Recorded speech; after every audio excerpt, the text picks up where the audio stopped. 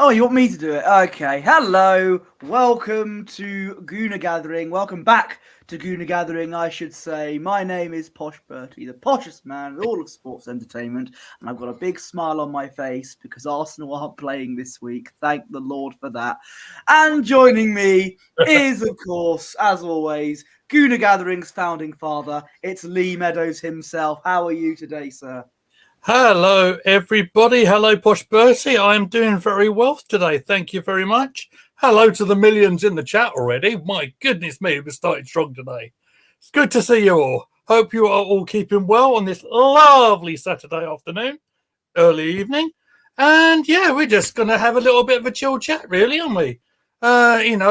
We've got no game for Arsenal to speak of, really. So there's only really one place I can start for you, really, mate. Jinder Mahal against Seth Rollins. What do you think, mate? Oh my word! I mean, do not hinder the ginger and all that. I mean, I hit him with a curveball, everybody. they apparently they did have history. They were the final two finalists in the first ever NXT Championship tournament back in 2012, apparently, to become the first ever champion for that title, and Seth Rollins won it. That's my Seth Rollins impression for you there. That was there fantastic. you go. That's a strong start. Right. TNA's back tonight. What's that, mate? TNA's back tonight. And I'm sure there will be total non-stop action, absolutely. But let's get on to serious matters, shall we? Because, right. So I was kind of watching from afar yesterday on several platforms over on the YouTube, and lots of discussion being made, of course, about Arsenal being out in Dubai with the hot weather training and, how much the boys really deserve it and everything like that. So I want to ask you, sir, what say you about all this hot weather training camp and all the stuff that's going on amongst that? What's your feelings?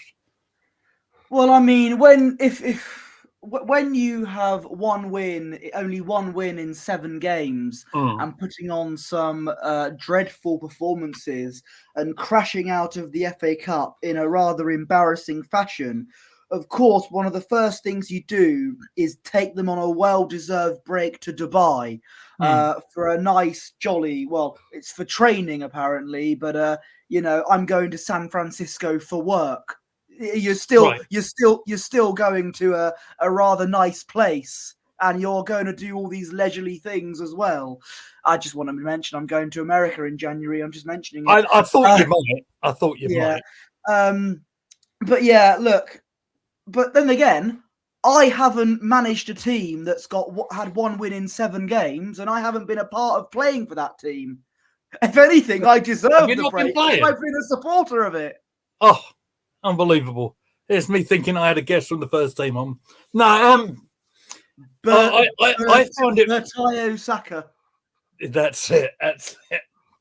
I found it very interesting that some people I really respect and really enjoy their work really weren't happy about this whole situation. And I kind of thought about it a little bit, and I thought about players coming back from injury like Gabriel Jesus and Fabio Vieira, and I thought about how injuries recover better in hot weather as opposed to the cold weather. And I don't think they're there for a jolly. I think they're there for some proper training, and in some cases, they're there for a bit of learning about each other. For example, Timber is out there, is my understanding. Or if he's not there now, he's certainly going to be. So in part of integrating with the first team, getting out there, probably non-contact, I would imagine. But getting him out there and certainly getting amongst some of the training, I think would be a good thing.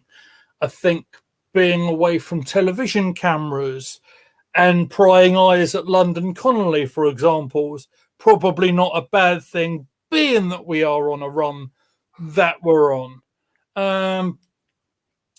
For example, so I'll give you the example of Jesus, who I think we're all a bit worried about the fact that he's obviously he missed the FA Cup tie and Has he picked up another big injury? Is he going to be missing for a long time? Well, I sent you the clip that was on Arsenal.com. I think I sent that last night, if I'm not mistaken. And lo and behold, I see Gabby Jesus out there on the field. So I'm thinking that's got to be a good thing, isn't it? So we, when we were originally told it was a minor injury, yeah, I thought, I was very skeptical on that. I thought they were just trying to calm everyone down. But actually, it did look a bit like more of a knock. And if he's back on the field, then that's good. Although it's not going to sort out our striker problems, isn't it? We do need a clinical striker, but we're not going to get one. So there you go. Well, that they need to know that I am available. I will sign the contract. I could sign on loan. I could sign on loan for 6 months. I quite happily will take the criticism as well. I can take it.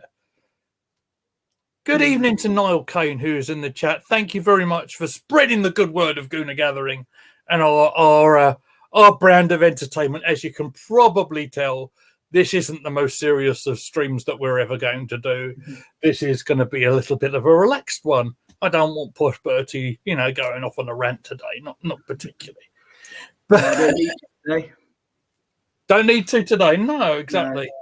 No. Maybe I do, because I think Chelmsford lost today, so that wasn't great. But there you go. Absolutely, that might have been the FA Trophy then. I think it might have been. Yeah. So our non-league expert over there. Then again, you did better in the FA Trophy than Ebbsfleet did. So well done to you. There we go. Is it still up there? Is the meme get the open top there? There it is. Out. There it is. Oh, there it is. Oh dear. Well, let me tell you something, brother.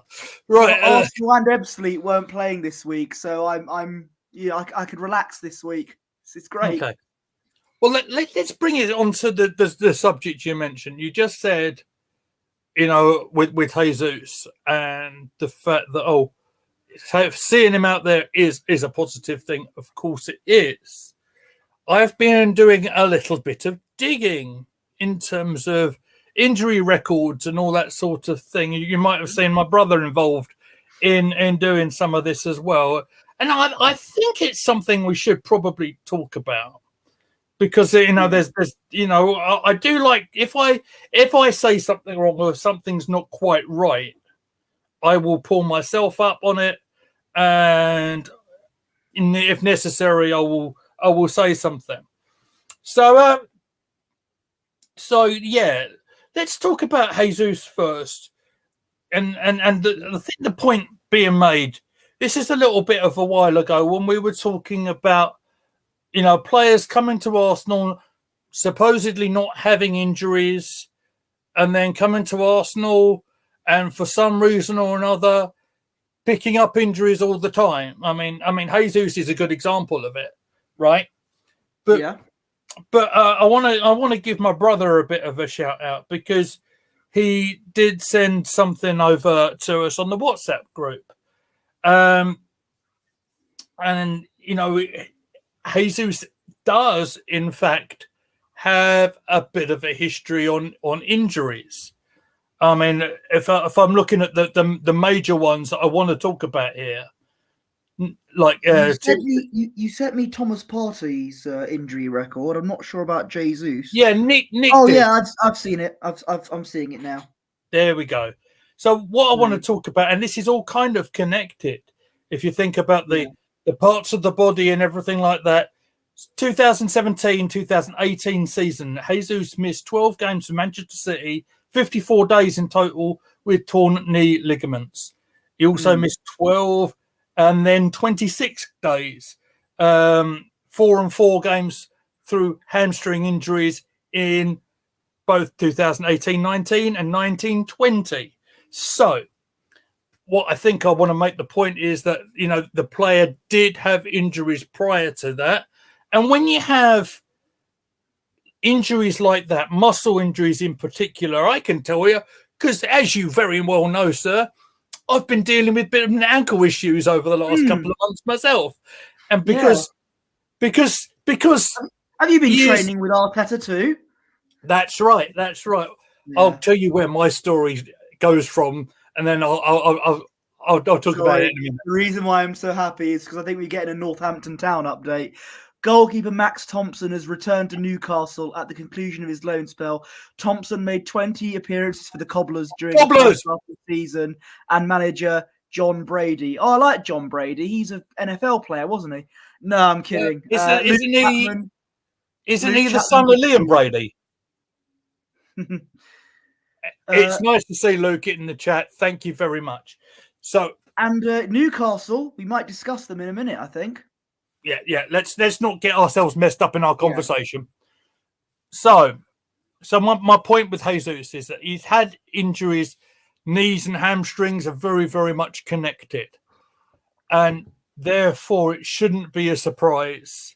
I mean, Arsenal would have known this in signing Jesus, and perhaps that's why City wanted to sell him, and Arsenal came a-crawling wanting to pick him up. So maybe that's not an excuse for it, but it shouldn't be a big surprise to us that Jesus has been picking up injuries like he has, and I think one leads into another. I think he had the problem at the World Cup, which we spoke about. Kept on playing with it, perhaps wasn't quite right with it, and then during our pre-season, obviously it recurred again, and he's had another issue. So that was kind of my point on that. So you mentioned Gun Down to me off air. Carl, we were just discussing this. Well, I'll kind of recap. Because, that's exactly the point, BX, that I was kind of making. I'm not trying to defend it. What I'm trying to do is making a point about the fact, because we kind of said about Jesus not having any injuries, and I kind of wanted to sort of correct that a little bit, and I'm going to go into party in a minute. Good evening to AFC always. I'm very pleased to see you in the chat. I hope you saw my message to you the other day. Thank you very much for being here. And we're not changing to Arsenal. That's fine, AFC always. It's good to have you here. Absolutely is. I sent him a message about that the other day, so that's really good to see you there. If anything, I agree with a lot of things that AFC always says most of the time. So I know you do. I know you do. And that's what's kind of quite fun about this whole scenario. So this is quite fun. So let's refer to Gun Down's comment about the why we're rewarding our failed players. What I said to Bertie on the interest of this question is, some people, I mean, a lot of streamers and stuff were saying pretty much the same thing over the last couple of days, and people I really respect. I had a real think about that myself. I kind of wanted to see it in a different kind of light, and for example, the likes of the injured players like Jesus and Vieira and Timber to some extent, Partey to some extent, are back in their, like, getting involved in the training. It's much easier to recover from muscle injuries, etc., in hot weather training than it is in. I mean, I've just been out there. It's blimmin' freezing out here and in sunny old Essex at the moment.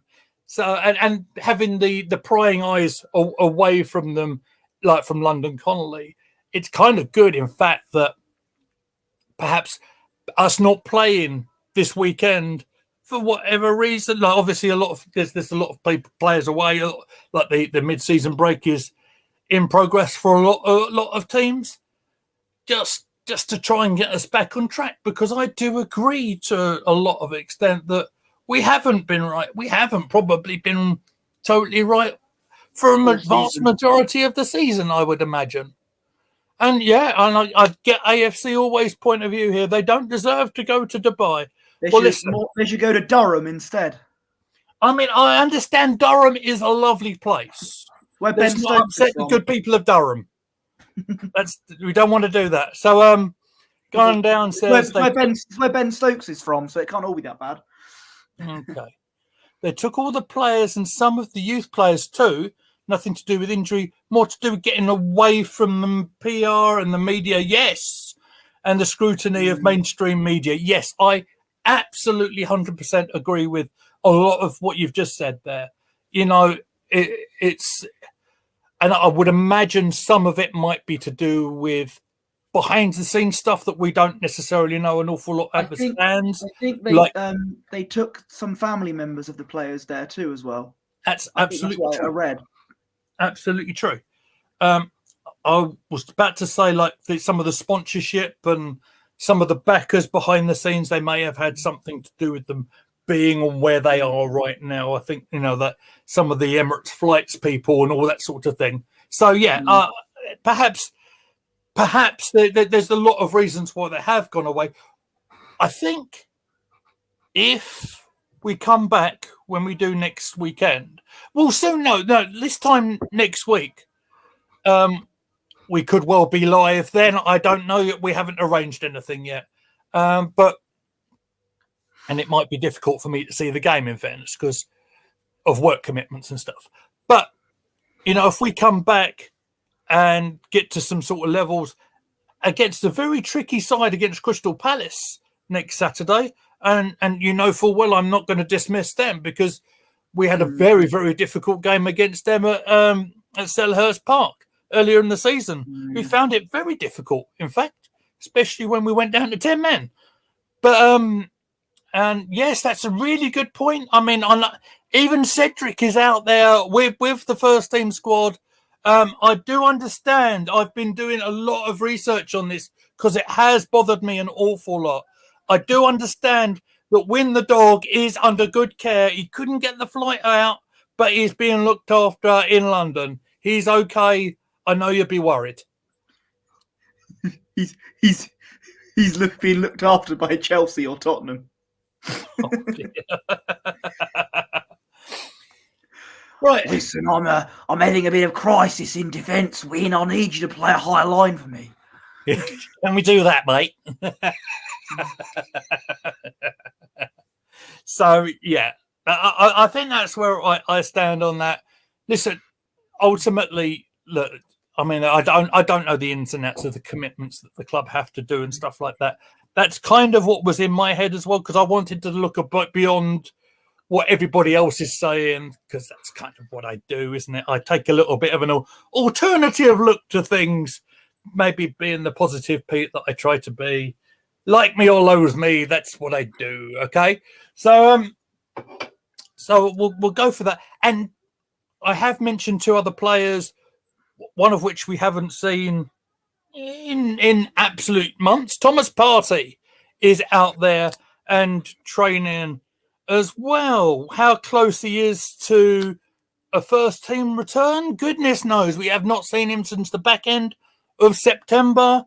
He obviously isn't amongst the AFCON players at the moment. He's not away with them. Probably quite rightly, Chris Hughton didn't call him up because he hasn't had the game time. He hasn't had the minutes on the field.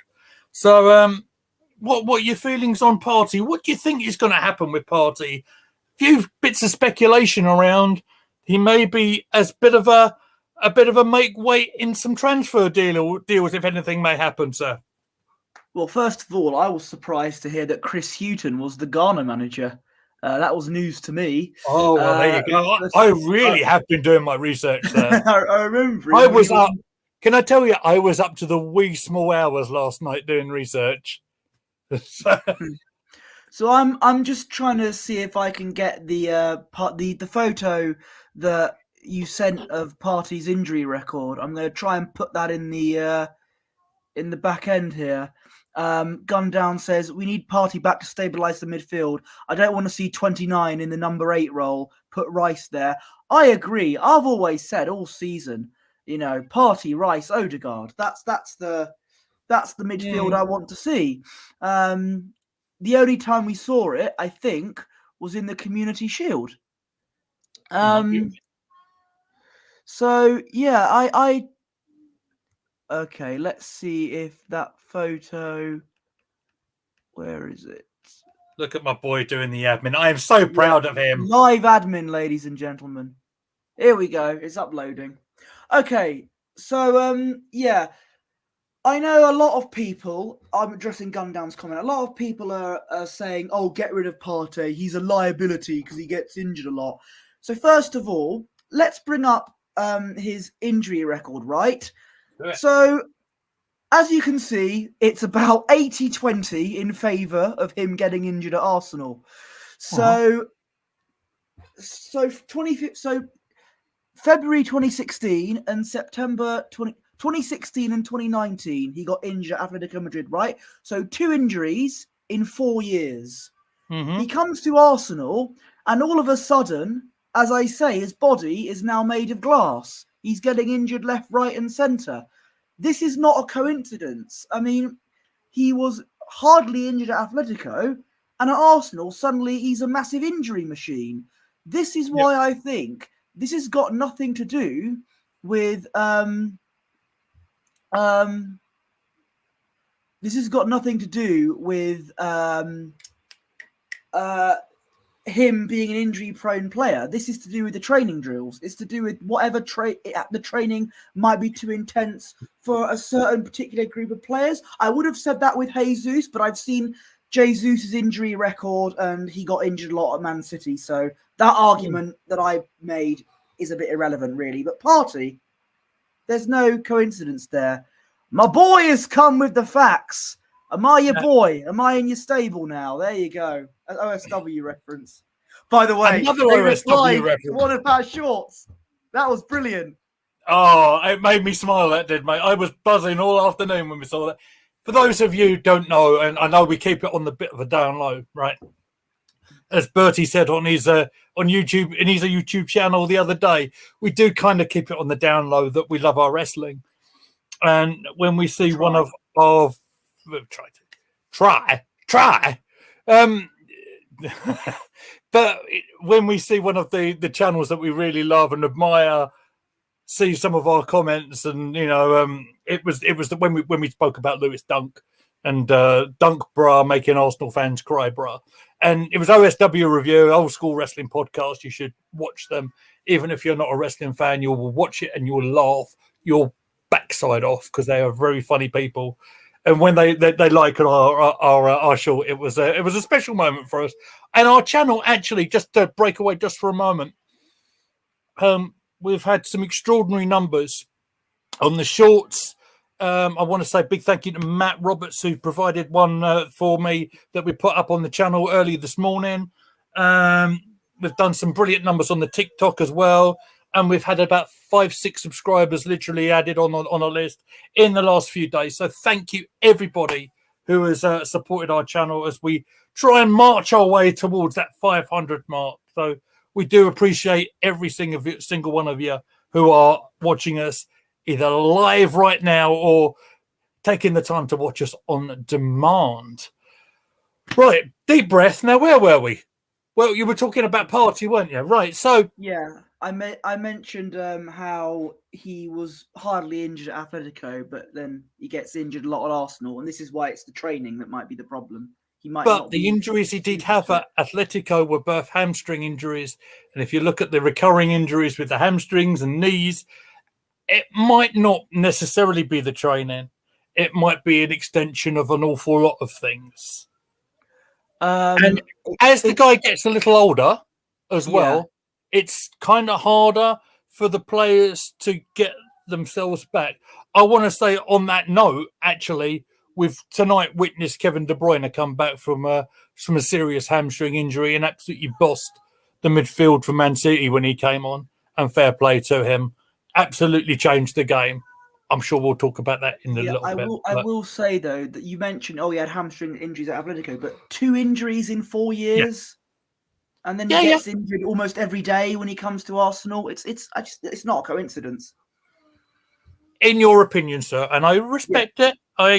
For the case of having a little bit of a go, 1-2 with yous. It's you wonder. And he is 30. Yes, that's right. Absolutely right. You wait till he gets to 44, then he's going to be struggling. Well, let's hope that Thomas Partey doesn't go on any e-scooters anytime soon then. So, from personal experience, right, I had, this is a fun little story, so this breaks away from all the seriousness that we are talking about, and I'll tell you where my first ankle injury happened, right? And this is quite fun. My brother, you know my neck.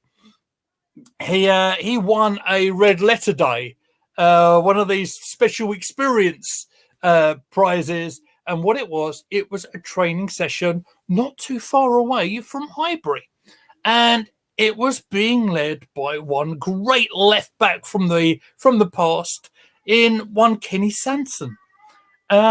So there we are, me and my brother. We're doing these training drills. I remember there was like these what they called cones that were sort of in between spaces, and what you had to do, you had to dribble in and out, and then get to the end and pass to your teammate, and then carry on the line. Well, I managed to twist an ankle doing that, and I think so. And then former England left back came on my team as a substitute for me. so that's my claim. That's your claim to fame. That is. That is my claim to fame. The next time I played, I can't remember if it was. It might have been at my old school, actually. And then anyone watching from Southwood and Ferrers will know. We had an in-work tournament thing, and someone went in extremely late on my ankle, and well, bang, there it went, and I was struggling for weeks on end. I ended up working in the customer restaurant for a little while because I couldn't walk. And then, of course, that is ironic because that was very similar to how I decided to retire from football at the age of 10. Well, that's how you managed to have your injury then. Well, my school did this is back in like 2011, 2012, around that time. My school did a big football tournament, and because my silly young brain thought, oh, I like football, that means I'll be good at it. So that means I could play it.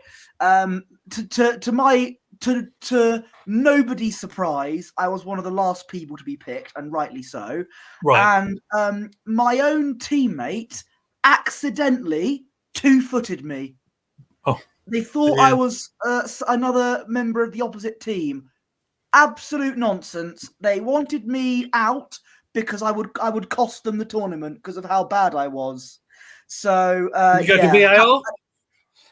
No, it didn't exist at the time, sadly. And I thought to myself, yeah, you know what?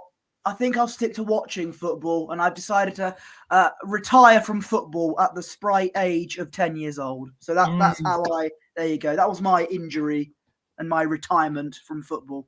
And you see, therefore, I decided, from my point of view, that I decided to come on YouTube and start talking about it. And then I'll get injured again on my way home presenting a broadcast for you all.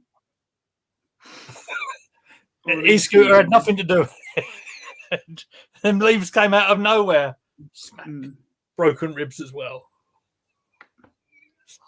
Anyhow, that's the you should have done the wrestling gimmick where you appeared on YouTube with like taped up, and the should have got some toilet paper or something and like wrapped it around you like the wrestling. You know what? Honestly, I think I was in shock that night. And then to see the old employer came over onto the live chat as well, and can chat. Yeah. What a night. What a night. Anyway. Right, where should we go from here? Oh, yes. So we've mentioned Party. I had seen Fabio Vieira out there as well. I know he's an Impact player that I know you're a big fan of. Of course, he was the key man in the Community Shield. How pleased are you to see him back? And what a difference he's going to make into the first team squad. Excuse me as I just put my tongue in my cheek.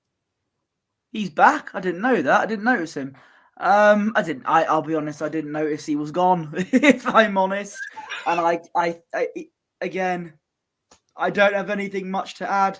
And as AFC always says, we can forget about huge money signings in January. Unfortunately, I agree with you, because maybe... did I say it again? I'll say it again. We probably shouldn't have wasted £65 million on a player. Just saying. Anyway, look, hang on. Has he not come pretty good? Yeah, I know we've lost a couple of. Yeah, I know. But has he not scored a few vital goals? For about 3 games, and then he's back to his old ways now. Yeah. Okay. All right. Okay. I thought I got through to him and the Havertz one, guys. I'm sorry. I'm really sorry. I thought he may have turned a corner, but no. You know, we're Arsenal fans. We can't have nice things nowadays. No, and it's important that we must be fickle as well, right? Most Arsenal fans are, to be honest. Yeah. But let me remind you last time we saw Vieira out on a first team pitch, shall we? And then I'll address the ESR comment in the chat in a minute. I believe last time we saw Vieira out on the pitch, did he not get sent off in a game for 2 yellow cards? Was it 2 yellow cards? That's the longest suspension ever. No, it was a straight red. Then about a week afterwards against Burnley. That's right. And then I think he had some sort of surgery or something. I think he might have appeared in one of the youth team games as an overage player as well. And but then he went. I can't remember the injury he had straight off the bat. But yeah, that's why we haven't seen him in a while. Of course, his partner's or wife, perhaps, I don't know if they're married or not. They've just had a kid as well, so that's all very nice. And in all fairness to Vieira, before the suspension, before the injuries, actually, I thought he'd actually made a bit of a better impact in the first team. If you look at a bit of a broader part of it, he did okay. He was doing. He was involved. He'd scored a few goals. He had got some assists. Gundown doesn't agree with me. I think. So, in fairness to Vieira, he got that winning penalty in the Community Shield, and I think I mentioned very early on in the season that he actually played okay for us, slightly better than he did last season. But I think then again, it wasn't like a massive miracle, like amazing player. But yeah, exactly. He may have upgraded a teeny weeny little bit, but yeah. But then he got again red card against Burnley. We haven't seen him since. Longest suspension in the world, probably. But no, he gets injured, and I can't see him making any impact at all when he comes back, if I'm honest. And should have gone to someone like Maddison. Look, I've mentioned this about Havertz, and I'm sick and tired of mentioning all of this. You know my thought on all of that. Just go to previous streams, and I mention it a lot. But then Maddison's got the same sort of injury record as Partey. Yeah, well, unlike Vieira or Havertz, Maddison is actually good. So, you know. Granted, Maddison's a baller. I'll give you that. AFC always. The money we have wasted on players, £65 million. On 29, of course. £35 million on Vieira. 12 million on Jorginho. Was Jorginho a waste of money? Or I would argue a bit of a steal? He was neither, really, but I think he hasn't been as bad as I thought he would be, Jorginho. As a backup player, I think he's all right, you know. I know he gave a ball away in a certain game, and was it a North London derby, perhaps? I think it might have been. But and I'm people will make mistakes and stuff. I get that. Big mistakes happen, though. Yeah, they do.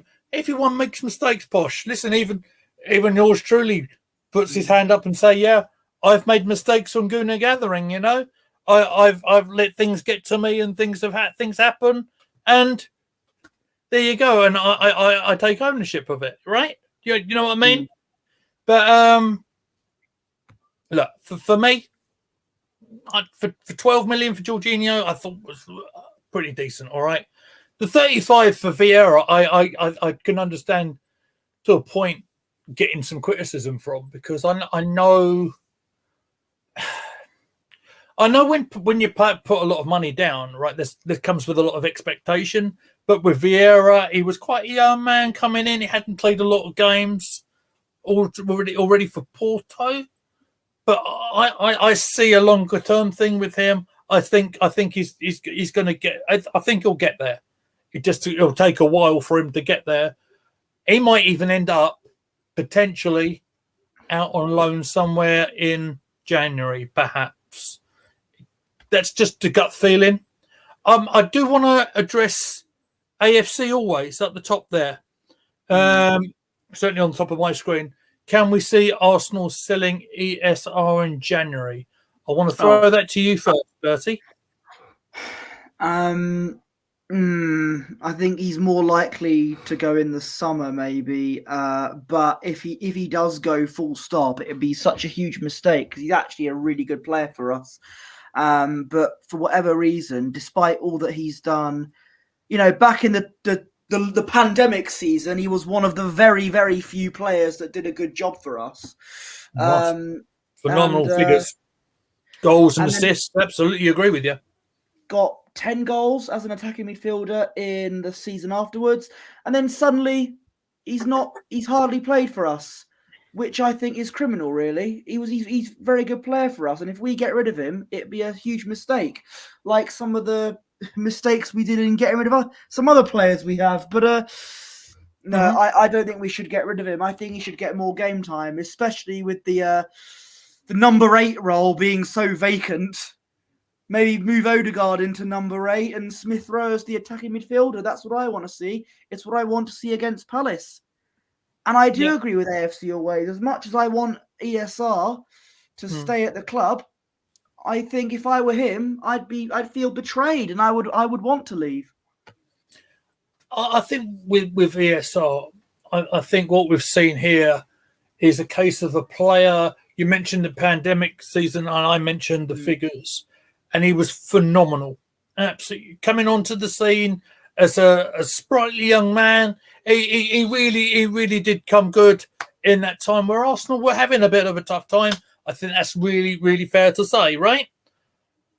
Now, I think he's going through what's known as growing pains a little bit, and I think that through that little bit of development in the guy's career, as the body changes. Hello, Uncle Rod. I see you at the bottom of the screen there. It's nice to see you, mate. Thank you for joining us.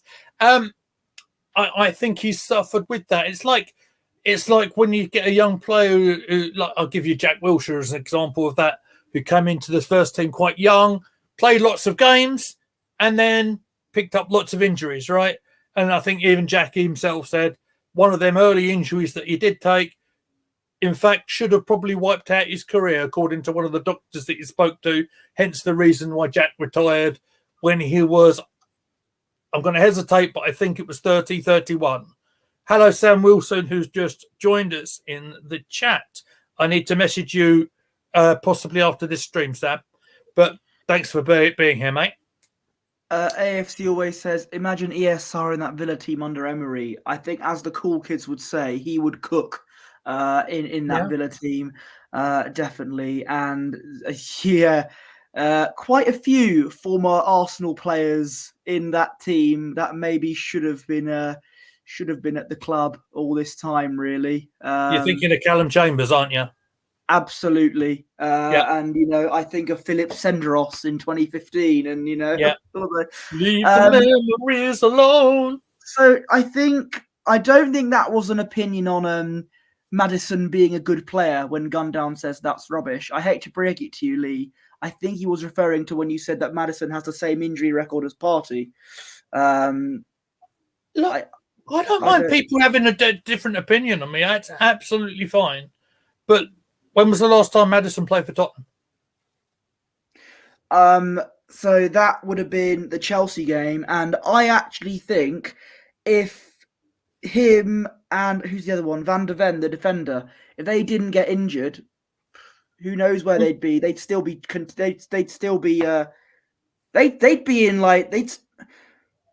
challenging for the league. They'd still be they'd still be flying. Well, in my I view. would say to that, I think they might still be challenging for it because of how tight that league is. I've said to you before, I've seen a certain YouTuber that's been on our show before. I've been on his show a good few times. I'll shout him out because he's a good lad, Luca. Saying that, for today's game, for example, right? Yeah. So Newcastle have, I'll use the Arsenal term for it if you want, bottled it, but it doesn't matter because the title race is already over. I want to strongly disagree with that because I think there's actually quite a few sides. I haven't got a league table in front of me right now at the moment. I don't really want to talk about the stats really because this is a kind of relaxed kind of stream really. But what I want to say is I think there's lots of teams, Liverpool, Man City, ourselves are still very much in the mix for it. I would admit to you, I'd much rather go back about 3 weeks and maybe sort of change some of these results that we've had of late. Of course I would. Yeah, absolutely. It was all rosy, wasn't it? It was all nice. And people weren't asking so many questions when we were winning games. But I mean, poor old Mikel can't even go out and have a nice dinner with old Saltbait without getting dog criticised on that one, can they? I had to mention it just for the whole reaction that you just gave me right there. I mean, Mikel has now become a bit of a meme now. I mean, he already was, but he's become a bit of a meme. I mean, I don't think the look of should I say it? I'm going to say it. Having another man's meat dangling from his mouth is a good look. Not that there's anything wrong with that, Bertie. Oh no, I'm sure Salt Bay's restaurant is excellent. But I think that there was. You'd expect someone like me to get like angry at this. I'm not bothered. I think there's a bit of an overreaction to it, a bit like the whole mascot story last season, where I wasn't all like, I don't have the energy to get angry at these things. Do you not? So I'm not. I thought you were a raging fire waiting to burn with these things.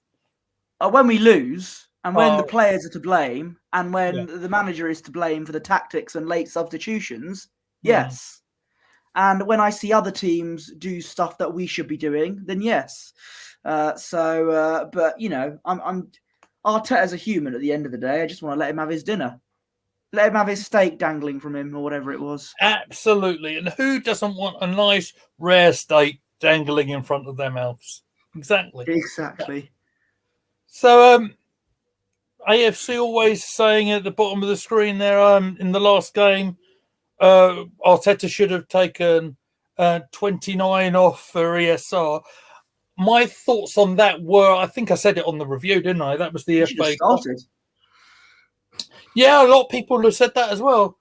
But then people will say, "Oh, he's rested people. He's not taking the FA Cup seriously." Do you see where the argument would be, right?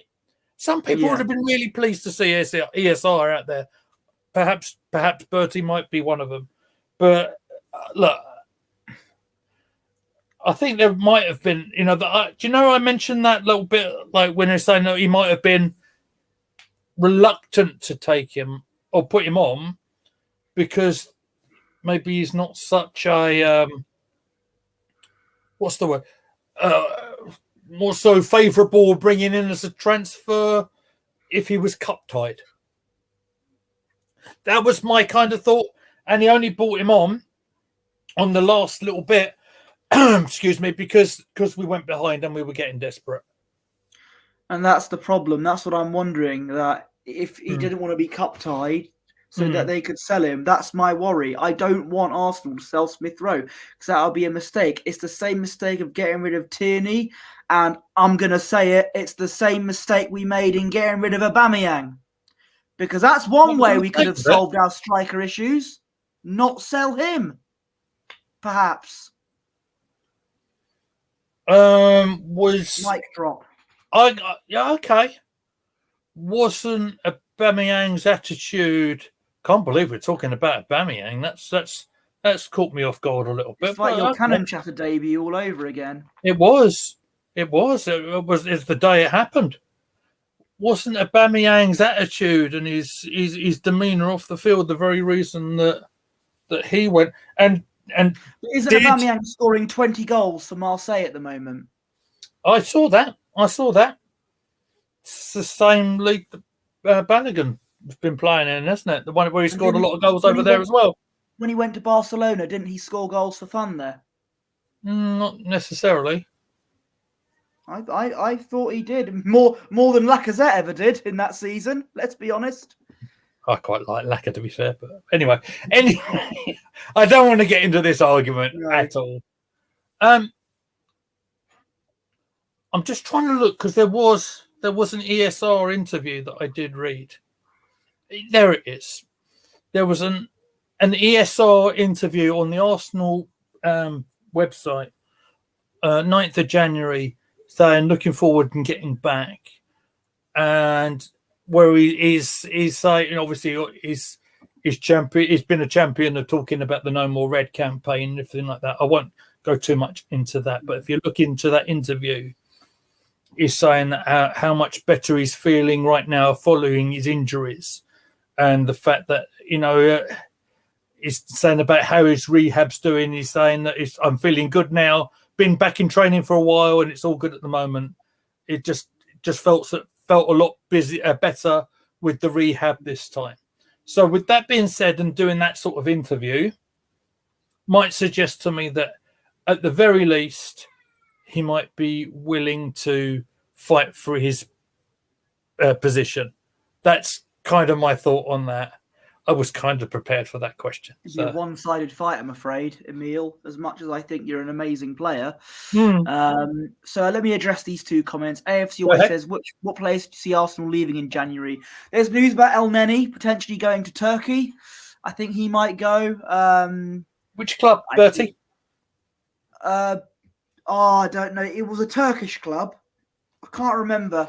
It wasn't. Did it begin with a G or did it begin with an F? Might have been Fenerbahce, I think. Okay. It wasn't Besiktas.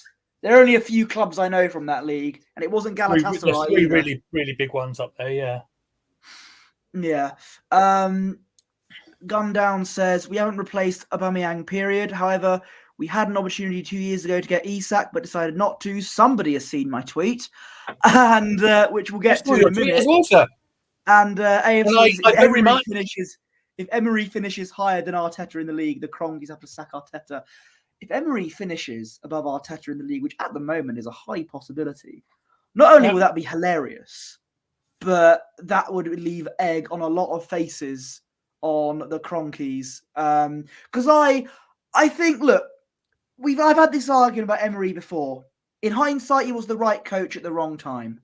Good manager, took an average Arsenal side to a Europa League final. Well, the defence was pretty average, let's be honest. Socrates, Rob Holding, Mustafi, sends shivers down your spine thinking about it. Good times,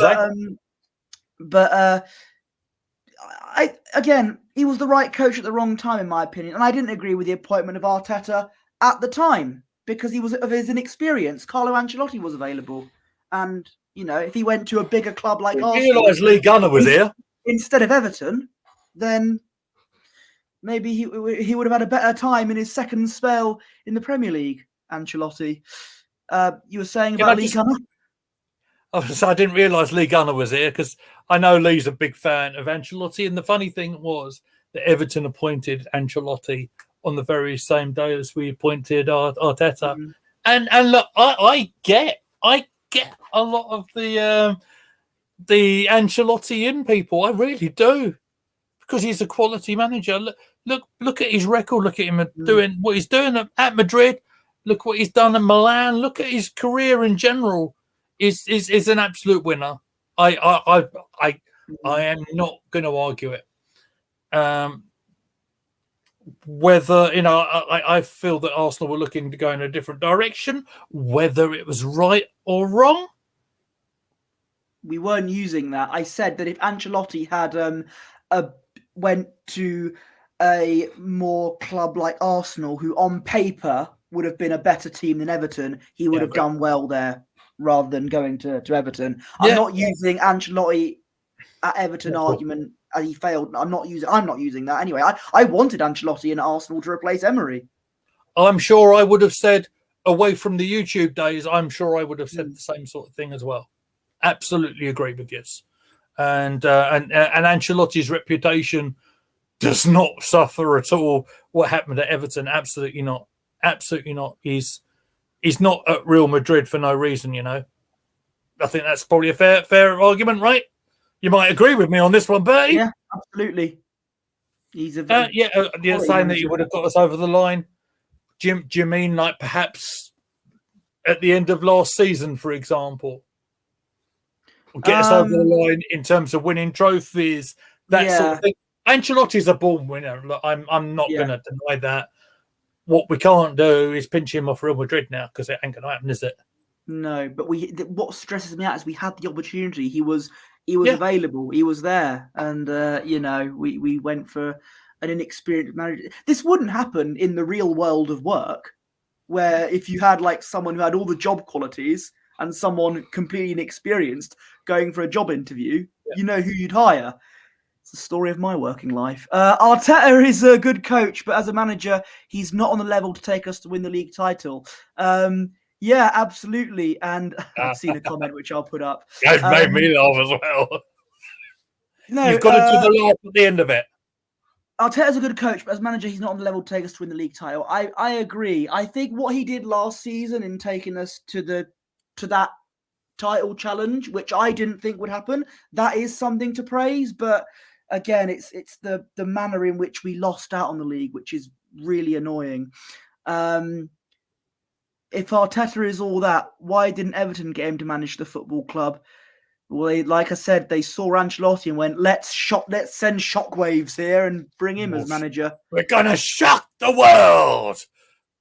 And speaking of 90s wrestling references, Ted DiBiase rule, everybody has got a price. How bad was Wenger he would have got us over the line for the league title last year. Do you think Wenger would do that? That's interesting. In the dying days under him, we were in some various title challenges and he couldn't get us over the line. 2016 in particular. Yeah. And Wenger's sort of last few years at the club, it's kind of difficult, isn't it? Because he had been at the club for so long, I did feel that the club was a bit stale, right? All credit to Arsene, and I still admire the guy so much, and he's one guy I could listen to talk about football like forever. He changed the direction of where the club was going, absolutely. But when does his reputation go against him when he was trying to build us up from, moving from Highbury to the Emirates? It's all really difficult, isn't it?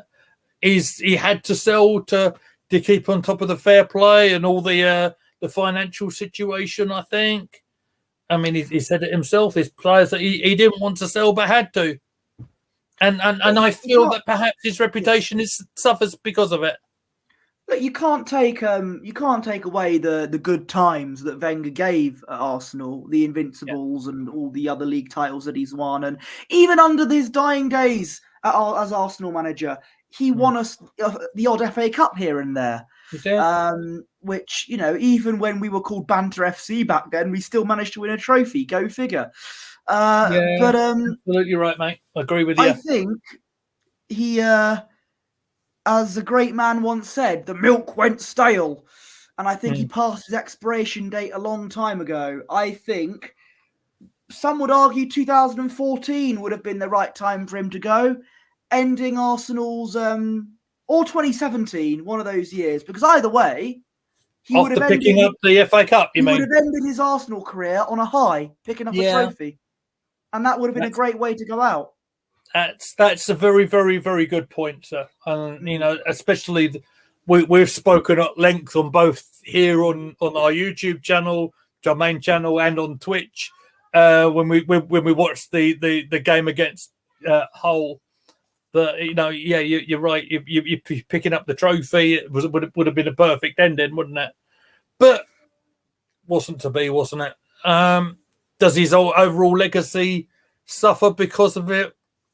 For some, it might do. For me, living legend, and I'll ultimately respect everything that he'd done for the club. Right. What I think I want to do, I want to sort of go for about another 5-10 minutes or something. Yeah. Let's talk about the elephants in the room, shall we? The striker situation. Thank you very much. You read my mind brilliantly there, sir. Right. The striker situation, which is an ongoing talking point. Who knows, ladies and gentlemen? Let me get the hype going here. Let's see the claps in the chat. Hands in the air. That's it. Get the cat excited.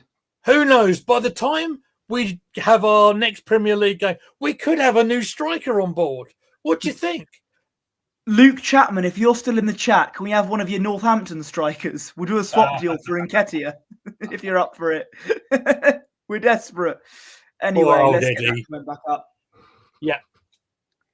So talk to me about maybe replacing Aubameyang if we haven't done that already.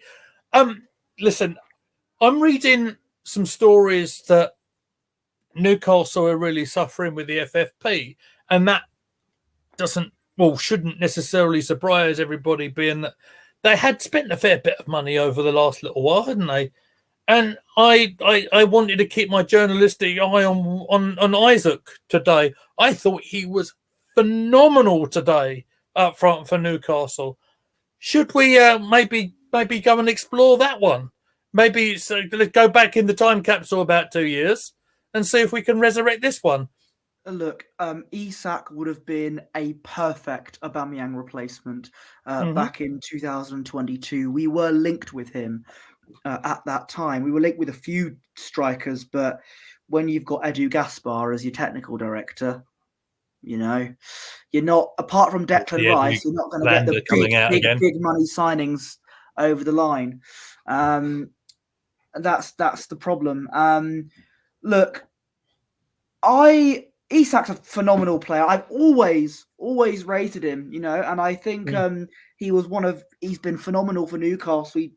I think despite the result, Newcastle had a brilliant showing against Man City with Isak. Was it the equaliser? I think it was the equaliser he scored, and I think he was definitely one of the best players out there. And who knows? I can't see us making an offer for him now. Even with Newcastle having problems financially, even if you put in an 80 million bid, they'll be like, no, get away from us. 80 million?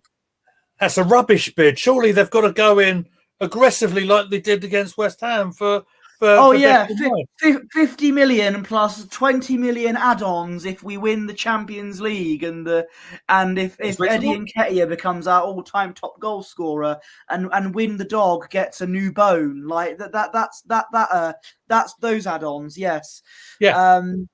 Isak has had 2 lengthy injury spells as well as Jesus. Yeah, but he's a good point. He can score the goals. He can score the goals for us. He'd fit in the system we play perfectly. We were cooking with the style of play, quick 1-2 touch in transition, and way more direct with our running and movement in the attacking phase. What happened now? We were slowing the build up. I think Arteta, his idea was he wanted to sort us out defensively, but apart from the bottle job last season, we were playing brilliantly. And I think we need to go back to that. And I think Isak... It's the George Graham tack, isn't it? The sorting out the defence before you rectify the attack. George, of course, made his reputation for being hard to beat, and perhaps that's what they were trying to do. Has it necessarily worked? I don't know. Hello, Emerson. Welcome to our chat today. Thank you for joining us. Do you remember me from TT? Big ups. I don't. I'm not familiar with you. But good to see you, Emmerich Andre. TT. Who is TT? Give us a little bit of a clue who TT is. It's Thomas Tuchel. That's the first thing I could think of. I think I recognise your name, to be fair. Isak actually looks to strike as opposed to Jesus, in my opinion. Yeah, he's a good striker that can get you goals, and I think he'd fit our system, last season's system. Definitely, he'd fit in there perfectly. And it's frustrating that we had all these players we were linked with, and we don't go for the good ones most of the time, anyway. Okay, let's remind just that before his injuries, I think Jesus was playing very well, particularly in the Champions League. Yes, I agree with that. He scored a lovely goal against Sevilla. And I'm not saying Jesus is a bad player. I actually think he's quite good. But even I've been a bit concerned with the injury record, because you showed me what against Man City, his injury records and everything. But I think he's not giving us all of the goals that we want. He's not a 15, 20 goal a season striker. He's more of a support striker, I think. And let me address Emric Andre's comments. We were talking about Partey, actually. Yeah. Rice is going to be our real Xhaka replacement. I thought he would have been, but unfortunately, number 29 is. Sell Partey and sign Onana. That's the Everton midfielder, right? Yeah. We've talked about Partey, and I, for one, actually would keep him. Just change the training drills, for God's sake. But Arteta won't do that because he's too stubborn. I Partey's agree way with too injury prone. I agree on that one. This is where we're going to disagree a little bit. And I'm telling you now, if we sell Partey, he'll hardly get injured. He'll hardly get injured again at whatever club he goes to, because they'll use him properly. Okay, that's what you're going to say, and I'm it's, and AFC always coming back with the Partey wasn't injury prone at Atletico. Yeah, we went through the injury thing with Thomas a little bit ago, didn't we? Shall we, just for the fun of it, talk about a couple more strikers that have been linked with us, and and one of which I think both of which probably you'll roll your eyes at me at. So tell me why Dominic Solanke won't be a good fit for Arsenal. So he got Player of the Month, didn't he? December. Quite funny that, considering the moment we're linked with him, he's actually better than last season at Bournemouth. He's actually done quite good, but are there better names? Because you got to think he won't be a temporary signing. Solanke, he'd be one of those players. He wants to go to a big club. He'd be there, getting the minutes season in, season out. And I think, could we cash in on a better striker? I don't know. Solanke's a weird one, because actually, at the moment, he's been really good for Bournemouth. But could that be another Havertz moment, and he starts actually not being as consistent as we think he'll be? Just for fun, I'm going to tell you that Solanke is a former Chelsea player, and youth player. Yeah, right. But in fairness, he's had a bit of time away from Chelsea, and he didn't play for them. And for argument's sake, he did also play for Liverpool for a brief time, although he didn't really score the goals over there. He went over to Bournemouth to establish himself, and he's done particularly well. I think, correct me if I'm wrong. Yeah, best wishes, Emric. Thank you for joining us, mate. And if you haven't, on the way out, if you could just give us the like, give us a subscribe, mate, that'd be amazing. Thank you. Yeah, am I right in saying Solanke's, I think, the top goal scorer in the Premier League? For Bournemouth? In the Premier League? In the Premier League, yeah, I think so. Really? I think so, mate. You'll be surprised to find that information out. Right. I mean, he's doing better than Brewster, says BX. I remember Brewster. Yeah, isn't he still out over at Sheffield United? Is he Sheffield United now? William Brewster you're thinking of. Yeah, Sheffield United. Yeah, that'll be right. Premier League top goal scorer. Let's have a look at the chat, the stats, shall we? Sorry. Erling Haaland is the top goal scorer at the moment with 14 goals. Absolutely is, and that's despite him missing the last 7, I want to say. Potentially him missing out a little bit more from what City is saying today. Thank you, AFC, always for that. 7 likes already. Smash the likes up and subscribe if you haven't already. Thank you very much, mate. Always appreciate you. Dominic Solanke is the 3rd highest top goal scorer. Thank you, sir. Behind Mohamed Salah. Mo. Of course, Mo over in the African Nations Cup at the moment. So, I would think it will be very interesting to see how Liverpool cope without him in this period when he's going to be missing in action. There was a really weird. Who was the French striker I want to talk about? And he's gone from my brain. Not Olivier Giroud, was it? No, it was. Although I've seen a lot of people call for Giroud. There's Nketiah on that list. Believe it or not, he's quite low at the bottom. So is he? No head shaving for me. That is a real shame. Do you know my head has gone back into a different time zone, and I can't think of the French international striker that I want to get out of my mouth. Maybe someone in the chat. Karim Benzema is the correct answer. I've heard about this. What about this suggestion that we could perhaps get Karim Benzema in? Fancy that? AFC always take Drew on a 6-month loan deal. There have been rumours and innuendo. I would too, to be fair. I have a soft spot for him. There have been rumours and innuendo that we could go for Karim Benzema on a 6-month loan, as he seems to not be finding his feet in Saudi Arabia, as are some other players there. Get Henderson as well if you like. I don't think I think we'll get a. He could come in for Party. Striker, I think he could come in for Party, play alongside Declan Rice. What's the issue? Might as well get Gareth Southgate as our manager then. So I think Lewandowski, there's a name. Lewandowski, yeah. Quality players, guys. Is on board with it. Again, I don't know. From what I've heard, he hasn't had many goals in the Saudi League, but that's not taken away from the fact that he can be. Well, we know he is a very good striker. Yeah. My concern is the Premier League is a fast league. Does a 37-year-old Benzema be able to cope with the pace? And does he really want to go? Does he really want to get managed by Arteta? He'd come in and be like, I'm the boss here, right? That's the issue. Right. There'll be a power struggle between Arteta and Benzema.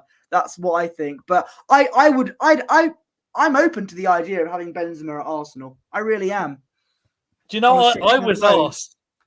I was asked about Lewandowski probably about 12 months ago.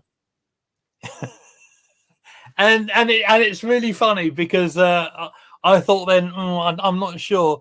But the more I think about it, look, we'll have to pay some Martinelli and Saka. I mean, as long as he can run a little bit, I think we'll be fine, won't we? The Jordan Henderson thing. Well, what he wants to leave?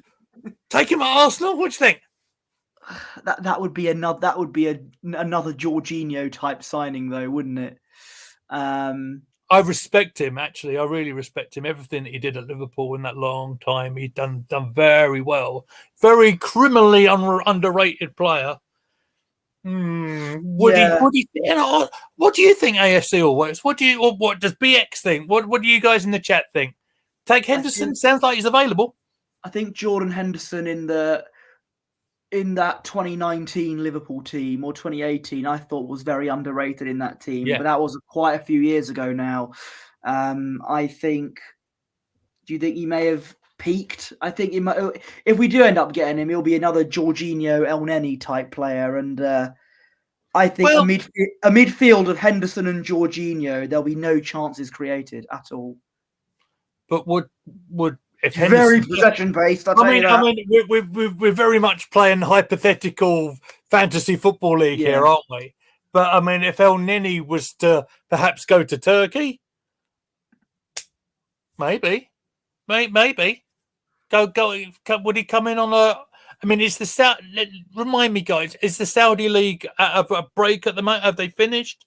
would he be available for the loan? No, they're not finished, but there is obviously they're part of the January transfer window as well. Right. Interesting. But their league hasn't finished. I think Mahrez's team is playing tonight, actually. Are they? Interesting. Well, BX would take Hendo. That's interesting. You know, getting a player like that in, who's it's won stuff.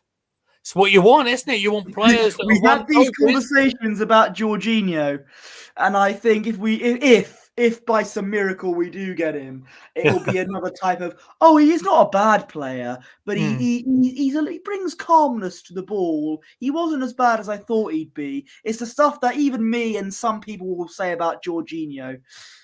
What's wrong with Zubimendi? He's too expensive. That's the issue. I'd love to have him. I think he's a decent player from what I know. But the problem is with the funds we have at the moment. But I always said that I don't care about FFP if it gets us a striker. But that's easier said than done. Yeah, I mean, you say you don't care about FFP. I think Everton might have something to say about that, and then perhaps when the end of the investigation, when it all comes crashing down and it hurts inside for Manchester City, I mean they're gonna feel it, I think. But again, they've got IRS and all the tax people on their side, haven't they? They're still on the back of Tottenham after a Jermaine Defoe transfer from 2009. Yeah. God, this is interesting how the chat's going on this one. I didn't expect this of you guys. Yeah. So there's a lot of love for Jordan Henderson here. 6-month loan deal, better than Jorginho. Good leadership, winning mentality. Do you two actually believe the nonsense of FFP or profit and sustainability? That's a really. Why don't you ask Everton? Yeah, exactly. I think that's the issue there. Look, I understand what they're saying about FFP and everything. I mean, the details of which I do not have in front of me, and being that I am merely a YouTube commentator in front of my computer in my bedroom right now. Look, I don't know. I don't know enough of the rules. I understand the principles of it and only making a certain amount of loss and stuff like that. And welcome back, Emmerich. Thank you. But I understand it, whether I like it or not. I mean, it's not for me to like or dislike, is it? But when you're in the game, you have to, I think the rules are there for. That's what the I think that's what the rules, and that's what the admin people are there for. That's what the secretaries and all the people behind the scenes are there for. Apparently, Forest are in trouble with it as well. That's interesting because didn't they make an admin mistake as well on who was it? On letting Jesse Lingard out, saying that he was a loan deal. Well, in fact, he was actually released. This is news to me, so I don't know. Yeah, But anyway, I think we've covered enough for what we want to do for this evening. This was just a little bit of a fun little chat. We've covered the trip to Dubai, a few of the injured players coming back into training, whether they deserve to be in Dubai and get in the hot weather training or not. We've spoken about potential transfer targets. Apparently, Jordan Henderson's the one we want. So let's get in touch with Edu Gaspar right now. Make sure you get onto the Twitter and get at Edu Gaspar, whatever his Twitter handle is. I'm not sure, but this has been fun, guys. This has been a nice, relaxed stream. Again, from me, I want to thank you all for watching what we are doing. Some of our figures have been incredible over the last couple of days. Again, thank you to Matt Roberts for supporting us and doing the video early this morning. Bertie, would you like to put the banner on for the social medias, and we'll sign out of here, shall we? Yes. You can follow me on Twitter or X at Posh Bertie. My Instagram is at Bertie Wanless, and on the rare occasion, I may upload a video on my own YouTube channel, myself and Mr. Meadows did that on Thursday, where we talked about wrestling. We discussed the upcoming and previous Royal Rumble events, which I really enjoyed. So on the odd occasion, that could be a possibility for me to upload there. And I also run the Gooner Gathering Instagram account too. Thank you very much indeed. As we are about to sign out, please, if you have the time, just to check out the couple of shorts that have gone up over the last couple of days. Don't forget to hit the like button, subscribe to Gooner Gathering. It helps us out so much. It's amazing. I've really enjoyed the show tonight. I've really enjoyed Bertie's company. I've enjoyed the company of all of you in the chat. You can find me at Gooner Lee Meads. You can find us on X at Gooner Gathering. I take care of the TikTok account myself. So that's where you find all the funny little clips with the music and stuff. And I think that's just about us out of here, guys. Take care of yourselves. Look at this comment that says... I see it. Survivor Series 88. That's your era, Lee. And who will survive the battle in the Premier League? I don't know. I don't know how to sign up from this. I want to get out of here and have my dinner, guys. Take care of yourselves all, and we'll speak to you really, really soon.